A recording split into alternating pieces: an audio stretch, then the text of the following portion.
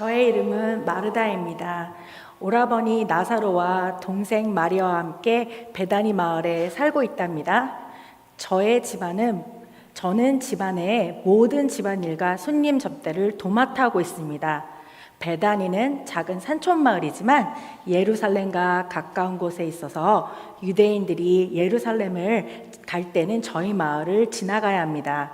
그래서 예수님도 우리 마을에 들르셨고 우리와 만났고 또 우리를 사랑하셨습니다. 특히 오라버니 나사로를 아주 많이 사랑하셨습니다. 그러던 어느 날 나사로 오라버니가 병에 걸려 앓아눕게 되었습니다. 저는 예수님이 병을 능히 고쳐주실 능력이 있다고 믿었기에 얼마 전에 이곳을 다녀가신 예수님께 사람을 급히 보내 오라버니가 병에 들어 누워있음을 알렸습니다. 주여, 당신이 사랑하시는 자가 병들어 앓아누워 있습니다. 저와 마리아는 예수님께서 나사로 오라버니를 정말 많이 사랑하셨기에 그 소식을 듣자마자 곧바로 달려오셔서 고쳐주실 줄 믿었습니다. 그런데 애타게 기다려도 어쩐 일인지 예수님은 오시지 않았고 오라버니 나사로는 그만 앓다가 숨을 거두고 말았습니다.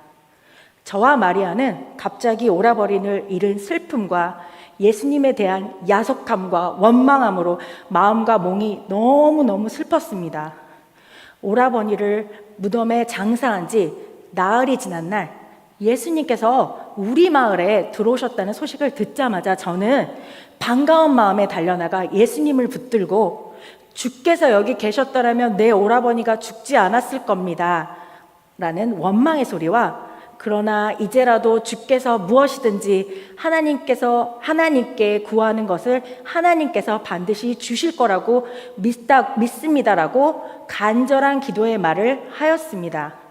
그런 저에게 예수님께서는 나는 부활이요 생명이니 나를 믿는 자는 죽어도 살겠고 무릇 살아서 나를 믿는 자는 영원히 죽지 아니라 하리라라고 놀라운 권능의 말씀을 선포하시고 이것을 내가 믿느냐라고 물으셨습니다. 저는 주님은 그리스도시요 세상에 오시는 하나님의 아들이신 줄을 내가 믿나이다라고 믿음의 고백을 하였습니다. 저의 믿음의 고백을 들으신 예수님은 드디어 나사로 오라버니가 묻힌 무덤에 가셔서 굴을 막아놓은 바위를 옮겨 놓으라고 명령하셨습니다. 그 말씀을 들은 저는 인간적인 판단으로 주여, 나사로 오라버니가 죽은 지가 사흘이 지나 냄새가 납니다 라는 믿음이 없는 고백을 하고 말았습니다. 예수님께서는 내가 믿으면 하나님의 영광을 보리라 하지 않았느냐 하고 저의 믿음 없음을 꾸짖으셨습니다. 저는 너무너무 창피했습니다. 마침내 예수님께서 부드러우면서도 큰 목소리로 나사로야 나오라 명령하셨습니다. 그 소리를 듣자 죽었던 나사로 오라버니가 손발을 배로 동인 채로 얼굴을 수건으로 감싼 채로 무덤에서 걸어 나왔습니다. 어떤 사람들은 눈물을 흘리며 기쁨으로 찬양하며 하나님께 감사 기도를 드리고 또 어떤 사람들은 특히 유대인들은 예수님께서 행하신 놀라운 권능을 보고 못마땅한 얼굴로 도망가 버렸습니다. 저와 마리아는 너무 놀라서 울다가 웃다가 기쁨을 주체할 수가 없었습니다. 천지를 창조하시고 인간의 생사를 주관하시는 하나님을 찬양합니다. 예수님께서는 오라비 나사로가 병으로 죽었을 때 말씀의 권능으로 다시 살려주신 위대하고 고마우신 분입니다. 저는 늘 예수님의 그 큰 은혜를 잊을 수가 없었어요. 그러던 어느 날 예수님께서 내가 살고 있는 베다니 마을을 지나가신다는 소식을 들었습니다. 저는 너무너무 기쁘고 반가워서 예수님을 무작정 집으로 초대하였습니다. 그런데 예수님은 집으로 모셔오긴 했지만 정신을 차리고 보니 준비된 것이 대접할 것이 아무것도 없었습니다. 저는 정말 존경하는 예수님께 그리고 고마운 예수님께 진수성찬을 대접하고 싶었습니다. 어떤 메뉴를 준비할까 무슨 국을 끓이고 무슨 반찬을 해야 예수님 입맛에 맞을까? 또 음식을 어떤 접시에 담아야 보기 좋고 맛있어 보일까? 그뿐만 아니라 주방 정리도 해야 했습니다. 갑자기 할 일은 너무 많고 준비된 것은 없고 마음만 너무 분주하지 일이 제대로 진행되지 않았습니다. 그러다 우연히 예수님 쪽을 바라보니 동생 마리아는 예수님 발치에 앉아서 예수님의 말씀을 들으며 한가롭게 앉아 있었어요. 바쁜 저를 도와줄 기미는 전혀 없어 보였습니다. 마리아의 그 평온한 얼굴을 보니 슬그머니 정말 화가 저 밑에서부터 스멀스멀 올라왔어요. 아, 왜 나만 혼자서 바쁘게 음식을 준비해야 하지? 동생은 바쁜 나를 안 도와주고 자기만 편안하게 예수님과 교제를 하고 있나? 저는 정말 화가 많이 났었습니다. 저는 동생에 대한 질투와 화를 참지 못하고 예수님께 불평하듯 부탁했습니다. 동생이 바쁜 나를 도와 같이 일하라고 말씀하소서. 그러자 예수님께서는 의외의 대답을 하셨습니다. 마르다야, 마르다야, 내가 많은 일로 염려하고 근심하고 있구나. 몇 가지만 하든지 혹은 한 가지만이라도 족하다. 마리아는 이 좋은 것을 택하였으니 빼앗기지 아니하리라.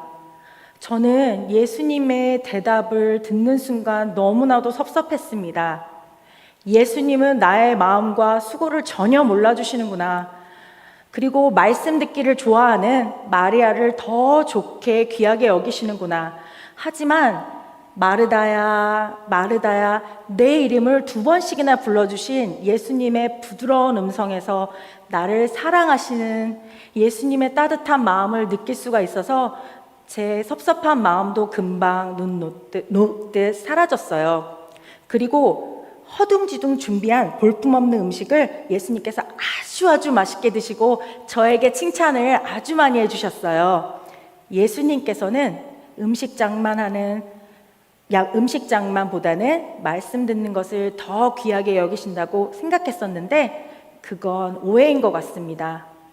말씀을 듣는 예배, 음식을 준비하는 봉사, 음식을 나누는 모든 교제가 똑같이 중요한 일이라고 깨달았습니다.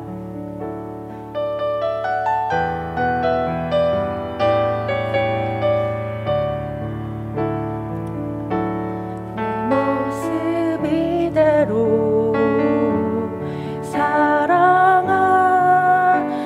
사랑하시네 연약함 그대로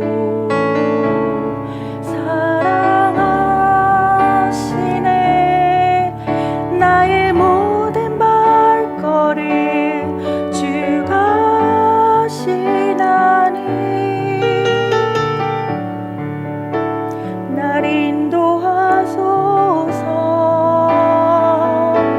내 모습 이대로 사랑하시네 연약함 이대로 사랑하시네 나의 모든 발걸음 주가 하시나니 날 인도하소서